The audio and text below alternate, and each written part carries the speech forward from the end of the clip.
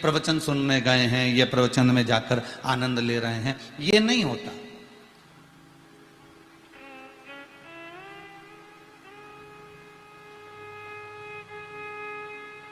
हां, जीव भगवान की शरणागति जरूर ले लेता है अगर उसका पूर्व का प्रारब्ध बड़ा प्रबल हो तो।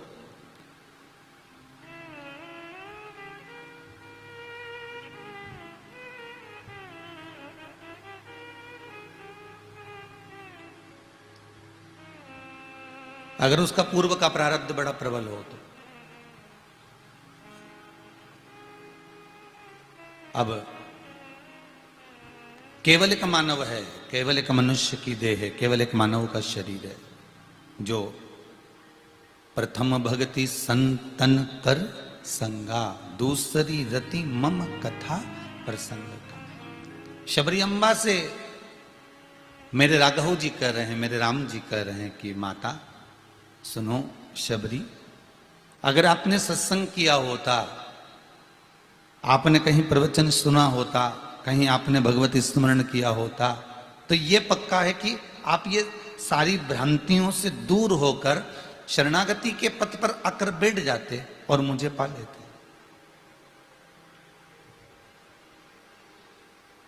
भगवान को पाने का सबसे सुंदर तरीका कौन सा है? आप बहुत दिनों तक आप भगवान को दिया बत्ती लगाओ, क्या भगवान मिल जाएगा? आप रोज अगरबत्ती लगाओ तो क्या भगवान मिल जाएगा? एक लोटा पानी चढ़ाओ तो क्या भगवान मिल जाएगा? ऐसे तो समुद्र के किनारे पर कोई भी शिवलिंग रख देता है, समुद्र की लहरें रोज शंकर जी का अभिषेक करती है, तो क्या समुद्र को भगवान मिल जाएंगे? नहीं।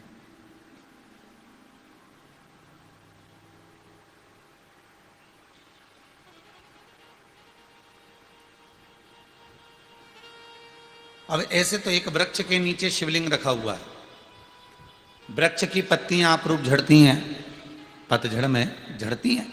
अब वो झड़ती हुई पत्तियां शिवलिंग पर जाएगी तो क्या भगवान शंकर प्रकट हो जाएगा, प्रसन्न हो जाएगा कि मुझे रोज चढ़ा रहा है? नहीं।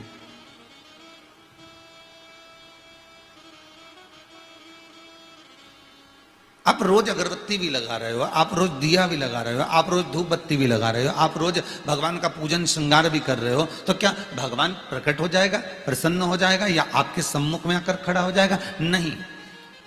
ये ऊपरी बनावट से भगवान नहीं मिलता।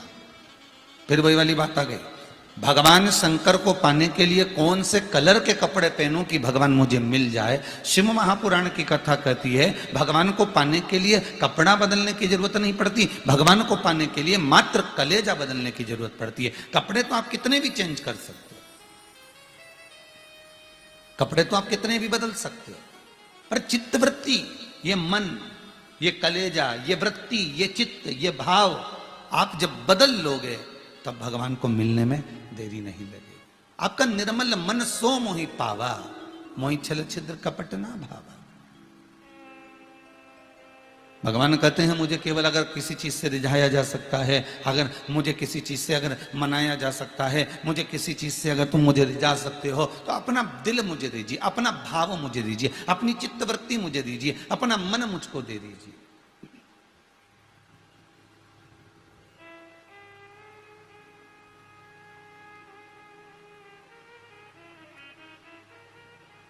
कोई तुमसे कह दे ये पानी है बाल्टी में, इसको चलनी में भरना है, भर लोगे? जितने आज तक चैनल पर कथा सुन रहे हो जरा दिल से तो बोलो, बाल्टी में पानी भरा हुआ है और कोई तुमसे कह दे कि इसको चलनी में भरना है, ये जो चलनी है आटे की, ये छानने वाली, ये गेहूं को छानने वाली, इस चलनी में ये पानी को भरना है, भरा जा सकता है? नहीं। फिर वो व्यक्ति जो चलनी में पानी भरना चाहता है और भरा नहीं रहा, वो किसी सदगुरु की शरण चले जाता है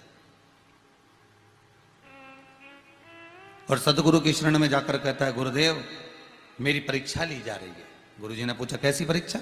गुरुदेव वो चलनी में पानी भरने का बोल रहा है, मैं कैसे भर सकता हूं? गुरुजी बोले इतनी सी बात के लिए टेंशन लेकर बैठा है, पानी की बाल्टी को उठा ले जा और एक काम कर फ्रिज में रख दे, जब वो पानी कठोर हो जाए, बर्फ बन जाए, चलनी में लेके बैठ जा, पानी कैसे नहीं आएगा?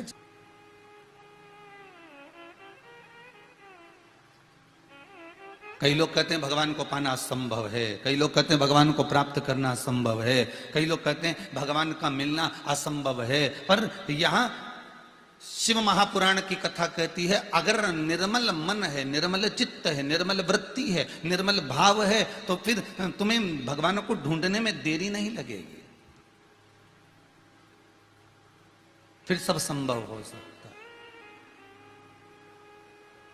है। फिर आपको कुछ ढूंढना नहीं पड़ेगा, फिर वो मिल जाएगा। बस महाराज, काशी में ढूंढा तुम्हें, उज्जैनी में पाया है। काशी में ढूंढा तुम्हें, उज्जैनी में पाया है। ओंकारेश्वर की नर्मदा में भोले बाबा का ठिकाना है। दुनिया वाले क्या जाने मेरा रिश्ता पुराना है। ये संबंध हम उसको संपूर्ण जगत में, संपूर्ण विश्व में, संपूर्ण जगह पर ढूंढने का प्रयास कर रहे हैं, पर अपने भीतर खोज नहीं पा रहे। जिस दिन हमारी चित्त वृत्ति, जिस दिन हमारा मन, जिस दिन हमारी वृत्ति एक एकाग्र चित्त में परमात्मा की होगी, उस दिन भगवान हमारे पास में होगा। उस दिन मेरा देव अधिदेव महादेव तुम्हारे सामने होगा।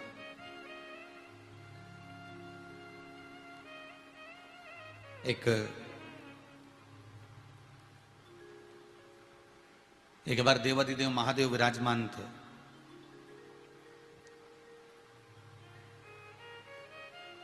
और भृंगी भगवान शिव का गण, भृंगी भगवान शंकर का गण। आज भोलेनाथ जी से कहकर जा रहे हैं गुरुदेव, बाबा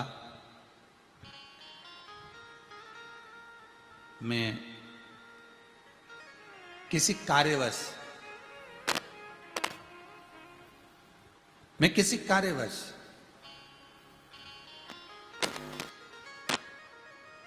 मुझे कहीं जाना है भोलेनाथ, मुझे किसी कार्यवश जाना है भोलेनाथ, आप कृपा करें, दया करें, जिससे मेरी यात्रा मंगलमय हो, मैं आराम से जाऊं। भृंगी को देखकर भगवान शंकर बोले, तुम्हें हमें छोड़कर जाने की कौन सी जरूरत पड़ गई? तुम हमको छोड़कर जा रहे हो तो तुम्हें जाने की जरूरत क्या है? क्यों जा रहे हो? काहे के लिए जा रहे हो? क्या काम आ गया ऐसा? जाने का कारण क्या है? तब उसी समय पर भृंगी बोला, प्रभु जाना तो पड़ेगा, आप ही के काम से जा रहे हैं, बस मेरे को थोड़ी देर का समय दीजिए। और भृंगी प्रणाम कर कर, नमन कर कर चले गया। जब भृंगी जाने लगा, जाते जाते उसको प्यास लगी। अब उसको प्यास लगी तो उसने सोचा मेरे को पानी पीना है। एक सुंदर सा जलाशय था, उस जलाशय का पानी उस भृंगी ने बड़े प्रेम से पात्र में भरा और भरकर उसको पिया तो उसको बड़ी तृप्ति हुई। कितना मीठा जल है, कितना सुंदर जल है, कितना निर्मल जल है, कितना शीतल जल है। उस भृंगी ने उस जल को पी लिया तो उसके मन में आया, इतना सुंदर जल तो मैंने कभी पिया ही नहीं था। और भृंगी ने वहीं से एक पात्र में जल और भरा और वो जल लेकर भृंगी सीधे शंकर जी के पास आ गया। अब वो गांव नहीं गया, अब वो कहीं जाने वाला था तो वहां नहीं गया, वो सीधे शिव जी के पास आया। और शंकर जी के पास आकर उस भृंगी ने उस पात्र को जिसमें जल भरा था वो पात्र शिव जी को दिया। भोलेनाथ जी ने पूछा, तू तो वापिस आ गया रे भृंगी, तू तो कह रहा था कि मेरे को जाना है, फिर तू वापिस कैसे आ गया? भृंगी बोला, भोलेनाथ जी आज मैंने एक कुएं का जो जल पिया ना, मुझे प्यास लगी, बड़ा सुंदर जल मिला, बड़ा शीतल जल मिला, बड़ा आनंद करने वाला, बड़ा मीठा जल मिला, इसलिए मैं आपके लिए लेकर आया हूं। अब जल लिया, शंकर जी को दिया। भोलेनाथ जी ने पूछा, इस जल का क्या करूं, चढ़ा दे मेरे ऊपर? शिव जी बोले, जैसे चढ़ाने को। भृंगी बोला, ये चढ़ाने का नहीं, ये पीने का है, ले आप जल पीजिए। भोलेनाथ जी ने जल लिया आचमन किया। जैसे ही शंकर जी ने आचमन किया, पानी पीकर भगवान बोले, भृंगी तू पानी बहुत अच्छा लाया, तो जल बड़ा सुंदर लेकर आया, बड़ा शीतल है, बड़ा निर्मल है, बड़ा मीठा है। वाह वाह प्रभु, आपको पसंद आया ना प्रभु? भगवान बोले बिल्कुल पसंद आया, बिल्कुल। बाबा ने जल को पिया, थोड़ी देर बाद वही जल बाबा ने उठाकर पार्वती जी को दिया। ले जगत जननी, ये जल लीजिए।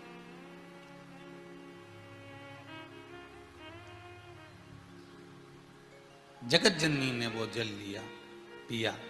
वाह वाह प्रभु, भृंगी एक बात तो है बेटा, बड़ा सुंदर जल लेकर आया है, बड़ा मीठा जल लेकर आया है, बड़ा शीतल जल लेकर आया है तो पीने के लिए, बहुत बहुत सुंदर जल लाया। पास में बैठे थे श्री कार्तिकेय महाराज, माता ने कार्तिकेय जी को दिया, कार्तिकेय जी ने जो मुख में लिया तो कुल्ला कर दिया।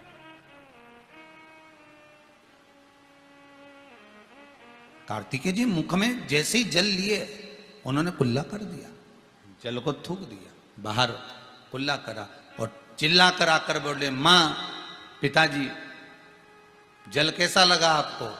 मां बोली बहुत मीठा था। पिताजी बोले बहुत मीठा था, बहुत निर्मल, बहुत शीतल। आपको पानी खारा नहीं लगा? कितना गंदा जल लेकर आया है भृंगी, इसकी बुद्धि कहां चली गई? ऐसा खारा जल लेकर आया, बताओ ये कोई जल पीने लायक है? कितना दुर्गंध आ रहा है उस जल में से, कितना खारा जल है जो लेकर भृंगी आया। और आप कह रहे हो कि बड़ा मीठा जल है, बड़ा निर्मल जल है। एक घुट मेरे कंठ पर ना गया, मेरे को थूकना पड़ा। ये पीने लायक जल है? भगवान शिव और पार्वती दोनों बोलना चालू करे तो क्या बोले। भगवान शंकर ने कहा, कार्तिकेय स्वामी तुम भृंगी के लाए हुए जल को देख रहे हो, जल को पी रहे हो, और हम भृंगी के लाए हुए निर्मल भाव को देख रहे हैं, निर्मल भाव को पी रहे हैं। जब उसने पानी पिया, उसकी बुद्धि में यह नहीं आया कि मुझे दूसरे के लिए लेकर जाना है, उसकी बुद्धि में, चित्त में यह नहीं आया कि इस जल को मेरे को घर लेकर जाना है, इस जल को मैं जहां जा रहा हूं वहां तक लेकर जाना है, इस पानी की बोतल को भरकर मैं अपने वहां तक जा रहा हूं ना तो वहां तक लेकर जाना। जब उसने पानी की बोतल को भरा, जब उसने जल को पिया, पीते से ही उसकी चित्त वृत्ति में यह तो आया कि मुझे शंकर जी के लिए लेकर जाना है, और जाते जाते आधे मार्ग से वापिस आ जाना और आकर मुझे जल पिलाना। ये निर्मल मन नहीं तो क्या, ये चित्त वृत्ति निर्मल नहीं तो क्या? अगर चाहता तो बोतल लेकर चले जाता, चाहता तो कलश में जल भरकर अपने जहां जा रहा था वहां चले जाता, चाहता तो पानी भरकर अपने घर के लिए, परिवार के लिए, कुटुंब के लिए ले जाता। पर उसकी चित्तवृत्ति में यह आ गया था कि यह पानी मैं शिव को पिलाऊंगा, यह पानी मैं शंकर को पिलाऊंगा। शास्त्र कहता है, शिव महापुराण की कथा कहती है कि पुष्प अच्छा है, बुरा है, पुष्प सूखा है, गीला है, ये मायना नहीं रखता। बस पुष्प भले तुम शिव को चढ़ाए ना चढ़ाए, शिव महापुराण की कथा तो इतनी कहती है कि अगर दिल से भी आपने दे दिया तो भगवान ने उसको स्वीकार कर लिया। और सरल भाषा में सुनिए,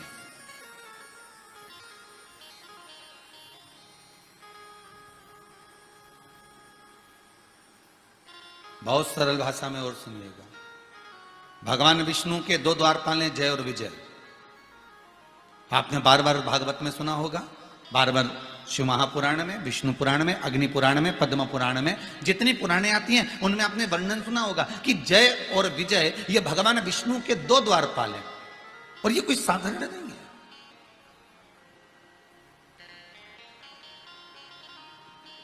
फिर वही बात आ गई, जिसको जनता चुनती है वो संसद में बैठता है, और जिसको मेरा देव अधिदेव महादेव चुनता है वो सत्संग में बैठता है। आप संपूर्ण इतने बड़े विश्व में, इतनी बड़ी पृथ्वी पर, इतनी बड़ी भूमि पर सबके घर में टीवी है, सबके घर में मोबाइल है, सबके घर में जहां तहां आप देखो, सबके घर में इतनी पब्लिक निवास कर रही है, इतने लोग रह रहे हैं पूरे शहर में, पूरे गांव में, पूरे नगर में, पूरे क्षेत्र में। पर आप ही क्यों रिमोट हाथ में लेकर आस्था चैनल को देख रहे हो? आप ही क्यों मोबाइल में अगर कथा श्रवण कर रहे हो, शिव महापुराण की इस गुरु महिमा को सुन रहे हो? आप ही क्यों? परिवार में 10 लोग हैं, 10 ही क्या कथा सुन रहे होंगे? नहीं। परिवार में 15 लोग हैं, क्या 15 ही कथा सुन रहे होंगे? नहीं। परिवार में 50 लोग हैं, क्या 50 कथा सुन रहे होंगे? नहीं। कोई 1, 2, 3, 4 या 5, 6 लोग, इससे ज्यादा नहीं। इससे ज्यादा कौन सुनेगा? 5-6 लोग सुन लिए, काम धंधा भी देखना है, ये भी देखना है, तो हो सकता है 8 लोग सुन ले, 7 लोग सुन ले, 5 लोग सुन ले, 4 लोग सुन ले, तो क्या सब कथा सुनेंगे? नहीं। अर्थात पूरे बगीचे में जो फूल सुंदर होता है भगवान के लिए वही तोड़ा जाता है, वही तोड़ा जाता है। अभी हमारे ये सौरभ जी कुशवाहा यहां आते हैं रोज पूजन के लिए, अभिषेक के लिए, तो इनका जो गार्डन है मोर गार्डन, तो वो गार्डन में से फूल अगर लेकर आते होंगे ना, तो वो चुन कर लाते होंगे कि भाई ये पुष्प शिव को चढ़ने वाला है, ये पुष्प भगवान को हम दे सकते हैं, ये माला हम भगवान को प्रदान कर सकते हैं, ये दुर्वा हम भगवान को दे सकते हैं। कितनी सारी दुर्वा लगी रहती है, पर आप क्या पूरी दुर्वा उखाड़ के गणेश जी को दे देते हो? नहीं। जो दुर्वा अच्छी होगी, जो दुर्वा श्रेष्ठ होगी, उसको चुना जाता है, उसको निकाला जाता है, फिर उसकी गांठ बनाकर भगवान को समर्पित करा जाता है। बहुत सारी दुर्वा लगी, पर जो अच्छी आपको लगेगी आप वो भगवान को देना चाहोगे। उसी तरह संपूर्ण विश्व में से, संपूर्ण ब्रह्मांड में करोड़ों की आबादी वाले इस भारत की भूमि में, देश और विदेश में करोड़ों लोग निवास करते हैं, पर उसमें से कुछ लोग ऐसे होते हैं जिनको भगवान अपनी ओर झुका लेता है, जिनको भगवान अपनी ओर लेकर जाता है। इन सब में से छांट कर परमात्मा अपनी ओर उसको आसक्त करता है। भगवान कहता है कि तुम मेरी इस पावन कथा का रसस्वादन करो और संपूर्ण विश्व का कल्याण करो। आप सुनोगे तो ना जाने कितने और तरेंगे, कितने और सुनेंगे। भगवान ग्रहण कर रहा है, भगवान प्राप्त कर रहा है। आप जितना श्रवण करेंगे, आप जितना सुनेंगे, जितना पाएंगे, भगवान ने आपको चुन कर रखा है।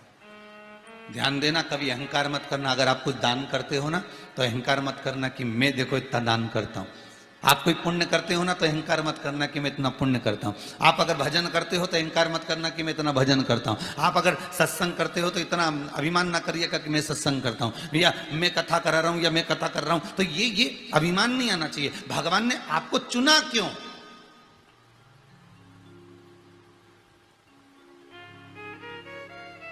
कितने बड़े बड़े सेठ पड़े हुए हैं, भगवान उनसे दान करवा देता, भगवान उनसे कथा करवा देता, भगवान उनसे पुण्य करवा देता, पर उनसे नहीं करवा। भगवान ने आपको क्यों चुना? उसका कारण होगा कि भगवान के आप करीब होगे। बार बार काम किसको बताया जाता है? जो नजदीक में होता। जा बेटा ये करिए, तो जा ये कर लेना। जो नजदीक में होगा, जो करीब में होगा, जो पास में होगा, बार बार उसको काम बताया जाएगा। हाँ, अगर आपको काम नहीं करना है तो आप दूरी बना लो, फिर आपको कोई काम नहीं बताएगा कि ये करना। सास बहू को बार बार काम क्यों बताती है? क्योंकि बहू के करीब में सास रहती है, तो बहू को लगता है कि मेरे ससुर तो कभी मुझे कोई काम नहीं बताते, क्योंकि ससुर दूरी है, सास करीबी है।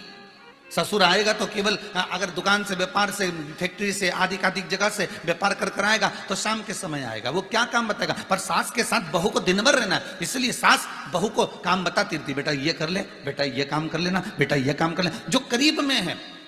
अब बहू को यह अभिमान नहीं आना चाहिए कि बताओ मैं ही सारा काम कर रही हूं। ऐसा बहू की चित्तवृत्ति में नहीं आना चाहिए। क्यों? क्योंकि बहू तो आ जाइए, इससे पहले तो करती बुढ़िया ही थी। इससे पहले तो जो अम्मा है, डोकरी है, बुजुर्ग है, करता तो वही थी, उसके सिवा कौन करता? तो ये अभिमतता ना है, वो तो तुम करीब में आ गए, तुम नजदीक में आ गए। जो बेटा करीब में रहता है उसी को कहा जाता है। एक माता पिता के अगर 3-4 बेटे हैं, 4 बेटे में से 3 कहीं रह रहे हैं, एक बेटा माता पिता के पास में रह रहा है, तो माँ उसी बेटे को कहेगी जा बिजली का बिल जमा करिया, जा नल का बिल जमा करिया, जा ऐसा करिया, जा वैसा करिया। वो बेटे से कहेंगे, और बेटे की पत्नी कहेगी बताओ मम्मी तुमको काम बोलती हो, तीनों तो ऐश की जिंदगी जी रहे, तीनों अपनी अपनी जगह पर रह रहे और तुमको काम कर रही है। तो उसका कारण क्या है? वो दूर रह रहे हैं, वो दूरी बना कर रहे हैं, उससे कह नहीं सकते। जो करीब में है कहा उसी से जाता। शिव महापुराण में वही जाता है। शिव महापुराण की कथा में मन उसी का लग पाता है। शंकर की कथा में भले तुम आस्था चैनल पर कथा सुन रहे हो, भले तुम मोबाइल पर फेसबुक पर कथा श्रवण कर रहे हो, तुम्हारी चित्तवृत्ति अगर भगवान में लगी है तो उसका कारण यह है कि तुम शंकर के बहुत करीब हो, इसलिए भगवान तुमको पकड़ कर रखा हुआ है और भगवान तुम्हें सुना रहा है, भगवान तुमसे दान पुण्य संकीर्तन स्मरण करा रहा है। ये उसकी कृपा है।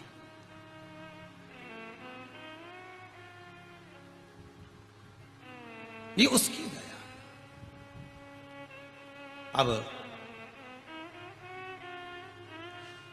शंकर भगवान बोले कार्तिकेय स्वामी से, कार्तिकेय सुनो, तुम कह रहे हो ना कि इतना खारा पानी तुमने कैसे पी लिया?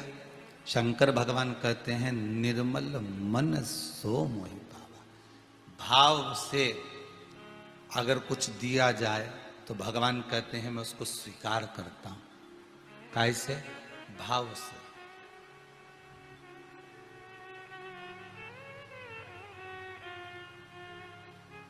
धतूरा देखा है आप लोगों ने? जितने टीवी पर कथा सुनते, धतूरा जिसमें कांटे कांटे होते हैं, गौल धतूरा। कौन सा देवता है? 33 कोटि देवता में से कितने देवता हैं जिनको धतूरा चढ़ता है?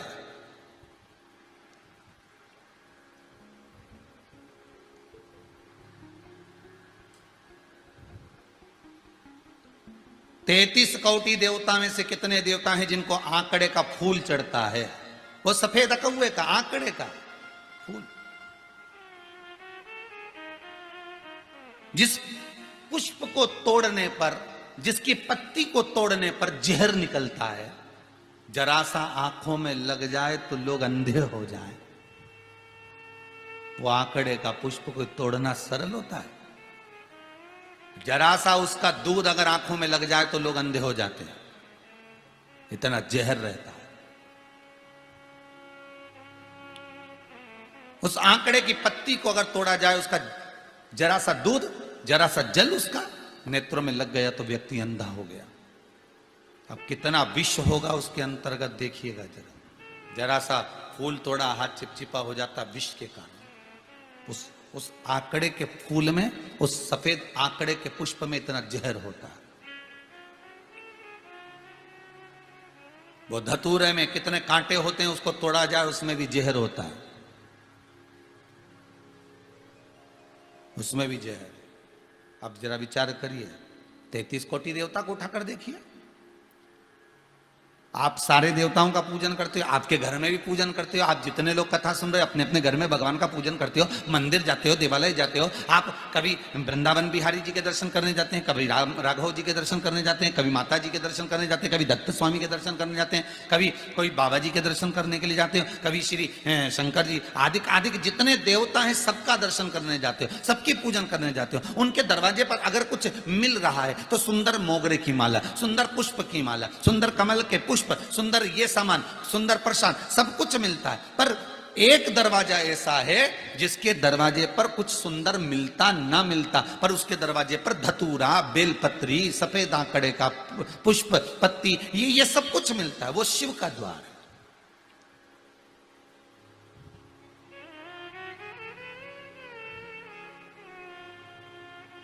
वो शंकर का द्वार।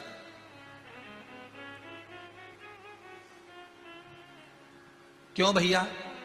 सारे देवताओं को एक से बढ़कर एक पुष्प भगवान को समर्पित किया जाता है, एक से बढ़कर एक पुष्प भगवान को देते हैं।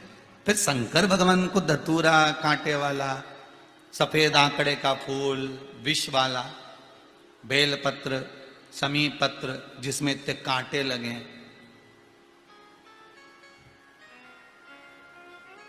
फिर भगवान शिव को ये क्यों?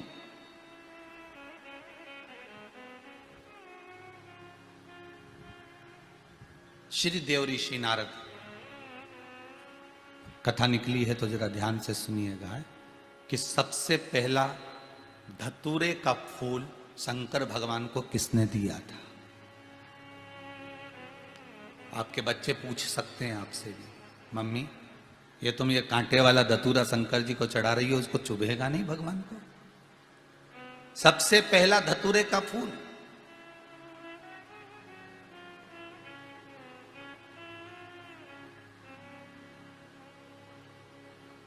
भगवान शिव को किसने दिया था? देव ऋषि नारद भ्रमण कर रहे थे।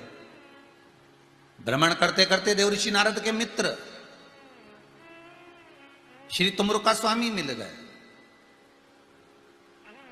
ये वही तुमरुका जी हैं जो भगवान शंकर की भक्ति में दिन रात लगे रहते हैं। एक क्षण के लिए जिनके मुख से शिव महापुराण की कथा कभी छूटती नहीं है।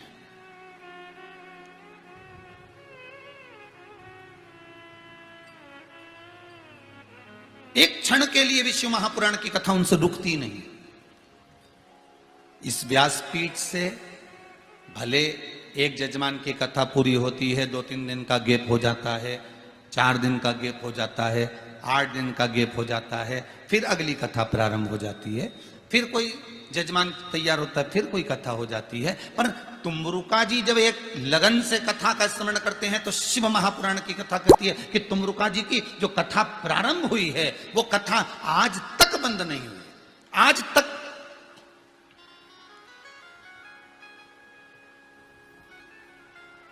शिव महापुराण की कथा आज तक तुमरुका जी के मुख से बंद नहीं हुआ। हमको कभी कभी बड़ा आश्चर्य होता है साहब, बड़ा बड़ा विचित्र लगता है कि आखिर इस कुबेरेश्वर धाम में लोग आते हैं, यहाँ पर आकर चप्पल उतार कर इस भूमि पर खड़े होकर, भले कुबेरेश्वर भंडारी अभी नहीं बैठे, भले मेरे ठाकुर नहीं बैठे, पर चप्पल उतार कर वो खड़े होकर इस भूमि पर जो बोल कर जाते हैं, 3 महीने में भोलेनाथ इनको बुला लेता, 3 महीने में बाबा विश्वनाथ ऐसी कृपा कर देता कुबेर भंडारी कि उनको आना पड़ता, वो तुरंत आ जाते। आखिर इस भूमि का इतना प्रताप क्यों, क्या कारण है? भूमि तो वही है, और ऐसा क्या है इस भूमि में? कितने साल से, लगभग 1.5-2 साल हो गए, लगातार शिव महापुराण की कथा इस भूमि पर चल रही है, लगातार। कल हिसाब जोड़ के बताएंगे कि अभी तक यहां पर इसी व्यासपीठ से, इसी जगह से, इस जगह पर, इस स्थान पर कितनी शिव पुराण हो गई। तो उसका कुछ तो कारण होगा। बाबा ऐसे ही करा देगा क्या? बाबा ऐसे ही बोल देगा? कुछ तो कारण हो सकता है। शिव महापुराण की कथा तुमरुका जी के मुख से निरंतर बह रही। तुमरुका जी कैसे हैं? देव ऋषि नारद जैसी वीणा उनके हाथ में, करताल हाथ में, देव ऋषि नारद जैसा शरीर है उनका, बस मुख घोड़े का लगा है, मुख घोड़े का। अच्छा, कई लोग कहते हैं गुरुजी जब इतने विद्वान हैं, इतने ज्ञानवान हैं, तो इनको घोड़े का मुंह लगाने की क्या जरूरत है? नंदी भगवान शंकर का इतना प्रिय गण है क्या? नंदीश्वर जब ये ब्राह्मण के घर में एक छोटा सा बच्चा जन्मा था, नंदी का जब जन्म हुआ था, बड़ा सुंदर नंदीश्वर था, इतने सुंदर बालक थे। शंकर जी का अंश है, शिव का एक स्वरूप। एक ब्राह्मण अपने वंश को बढ़ाने के लिए शंकर जी की आराधना कर कर कहता है, भोलेनाथ मेरे घर में संतान हो। तो शिव जी ने पूछ लिया कैसी संतान हो? तो वो कहता है आपके जैसा, आप स्वतः मेरे यहां जन्मे। जो शंकर स्वयं भूमि में से प्रकट हो रहा है, पृथ्वी में से प्रकट हो रहा है और उस ब्राह्मण के घर में जा रहा है,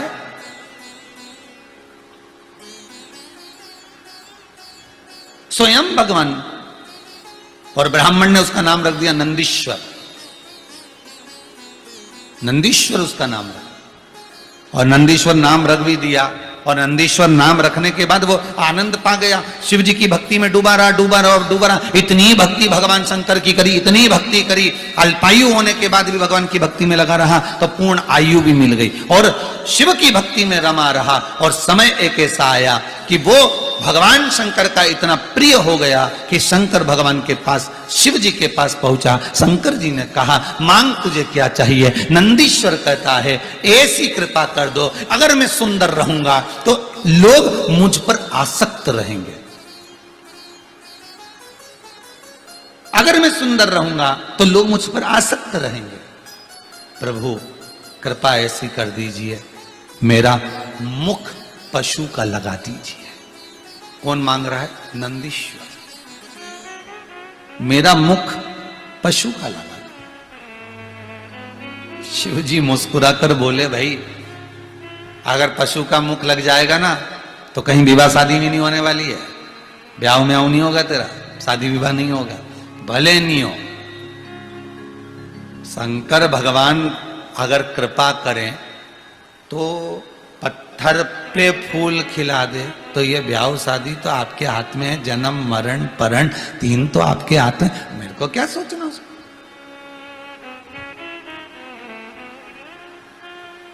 तीन तो आपके हाथ में, ठीक है।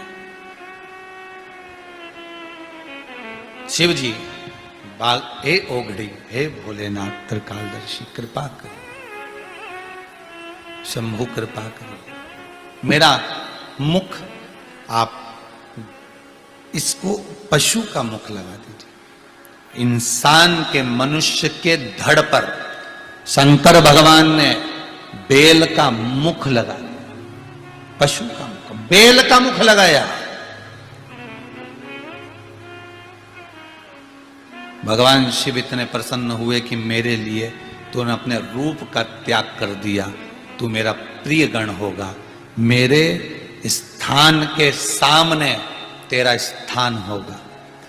जितनी आराधना लोग मेरी करेंगे उतनी आराधना तेरी करेंगे।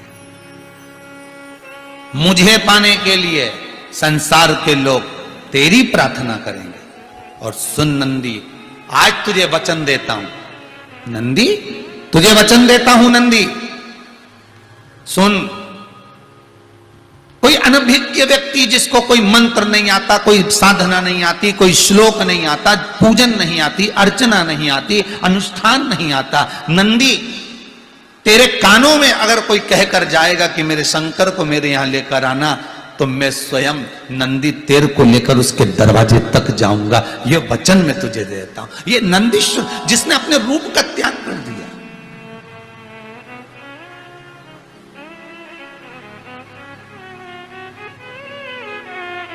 जिसने अपने रूप को त्याग दिया।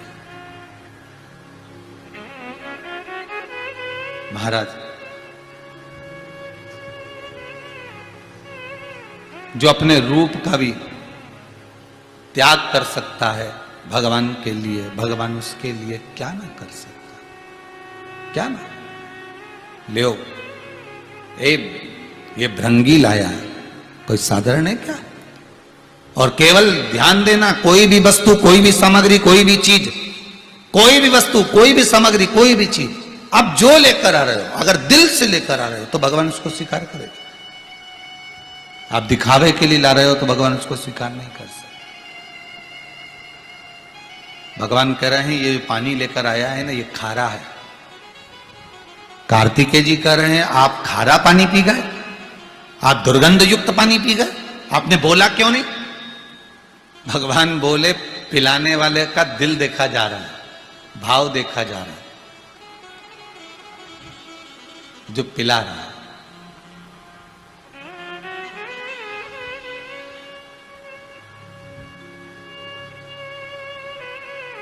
ये मन, पिला दो मुझे शाम हो मस्ती के प्याले, पिला दो मुझे शाम वो मस्ती के प्याले, मेरा डूब जाने को जी चाहता है, तेरा दर्श पाने को जी चाहता है। जो मिले वो भाव से मिले, जो मिले वो निर्मलता से मिले, जो मिले वो आनंद से मिले, तो क्यों नहीं पाऊंगा। कार्तिकेय जी ने कहा, मां अगर पिताजी नहीं बोल पाए थे कि पानी खारा है, आप तो बोल सकती थी, तो आप भी तारीफ कर रही हो। माता पार्वती जी ने कहा, सुन बेटा कार्तिकेय, अगर कोई निर्मल मन से अगर कोई वस्तु प्रदान करता है, हमारे लिए लेकर आता है, जगत के लिए नहीं, हमारे लिए। बहुत ध्यान देना, बाजार से सब्जी खरीद कर लाओ ना, तो भी तुम्हारे भीतर भाव होना चाहिए कि आज भिंडी में लेकर जा रही हूं, आज गिलकी लेकर जा रही हूं, आज आलू लेकर जा रही हूं, मेरे को भगवान का भोग लगाना है। आज एकादशी है, कल जितने लोगों ने भी आलू खरीदा होगा, साबूदाना खरीदा होगा, बर्गर खरीदा होगा, चिप्स खरीदी होगी, जो भी कुछ खरीदा होगा, वो ये सोच के खरीदा होगा कि मेरी पत्नी का व्रत है, मेरा व्रत है, एकादशी का व्रत है, तो मेरे को ये चीज खरीद के लाना है, मुझे ये सामान लाना है। पत्नी भी फोन लगाकर बोल रही, कल एकादशी है, ये सामान लिया ना, कल एकादशी है, थोड़ा साबूदाना लिया ना, थोड़ा मूंगफली का दाना, सिंगदाना लेकर आना। पत्नी भी फोन लगाकर बोल रही। और आज जो देवसोनी एकादशी है, आज देवता जो विश्राम कर रहे हैं, चतुर्मास का आनंद प्रारंभ हो रहा है, तो सब घर घर से लोग गए, जरा सामान खरीद लाना, चतुर्मास प्रारंभ हो रहा है, एकादशी है, आज जरा ले आना। और आपने किसके लिए मंगवाया? साबूदाना का कल बेटे का फरियाल उसके लिए बना दूंगी, उसके लिए ये राजगिरे का हलवा बना दूंगी, उसके लिए खीर बना दूंगी। पर तुम्हारी चित्तवृत्ति में ये सब समाया हुआ था कि मेरे को ये बनाना है, मेरे लिए ये बनाना है, बेटे के लिए ये बनाना है, अम्मा जी के लिए बनाना है, माता जी के लिए बनाना है, पिताजी के लिए बनाना है। पर आपकी चित्तवृत्ति में यह नहीं आया कि सब्जी लेने गए, सामान लेने गए, तो अपने पति से, या पति भी ये कहता कि मुझे जो कुछ खरीदना है वो परमात्मा के लिए खरीदना है। कल मेरे एकादशी है, मेरे भगवान की कल भोग की थाली आएगी, उसमें मुझे ये पदार्थ रखना है।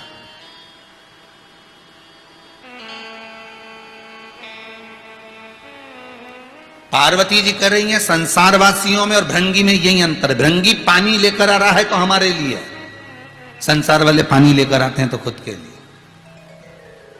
खुद के। भृंगी कुछ लेकर आ रहा है तो हमारे लिए, और संसार वाले कुछ लेकर आते हैं तो स्वयं के, स्वयं के। ये श्रेष्ठता में इसमें कोई सुख का भान नहीं है। शिव जी कह रहे हैं, जो वो जल लाया मैं खारा था, इतना खारा पानी मैं पी नहीं सकता था, पर मैंने उस जल को पिया।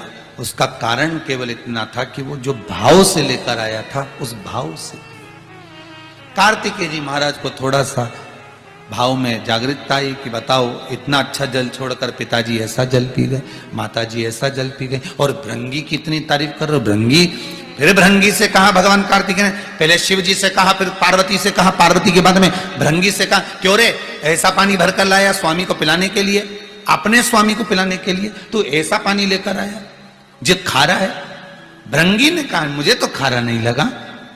जो भृंगी ने पानी को पिया, पीते से कहा, हाँ नाथ ये खारा है, आप कैसे पी गए?